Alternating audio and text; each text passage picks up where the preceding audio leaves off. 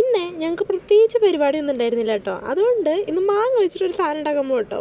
ആ സാധനം എന്താണെന്നറിയോ? വേറൊന്നുമല്ല കേട്ടോ, എല്ലാവരും ചെയ്യുന്ന സാധനം തന്നെ. ഇത് വലിയൊരു മാങ്ങ കേട്ടോ, ഇതിൻ്റെ പേര് മല്ലിക മാങ്ങ എന്ന് കേട്ടോ. അപ്പോൾ അതിൻ്റെ തോല് ഞാൻ ആദ്യം ചീന്തിക്കളഞ്ഞിരുന്നേ. തോലിന് ഭയങ്കര ബലമായതുകൊണ്ടാണ് ഞാൻ ചീന്തിക്കളയുന്നത്. എന്നിട്ട് അത് നുറുക്കിയിട്ട് ചെറിയ പീസാക്കി വെച്ചിട്ടുണ്ട് കേട്ടോ. ഇതിലോട്ട് മുളക് പൊടി ഉപ്പൂടെ ഇട്ടിട്ട് നന്നായിട്ട് മിക്സ് ചെയ്ത് കൊടുക്കണം കേട്ടോ.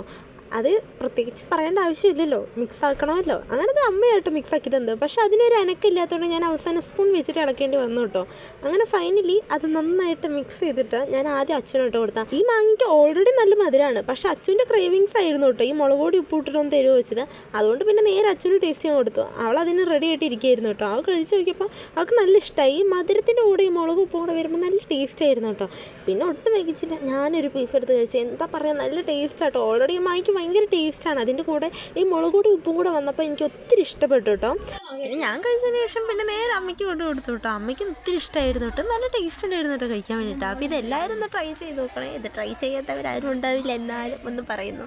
അപ്പോൾ ഇന്നത്തെ വീഡിയോ ഇത്രയേ ഉള്ളൂ. ബാക്കി നാളെ. Bye bye.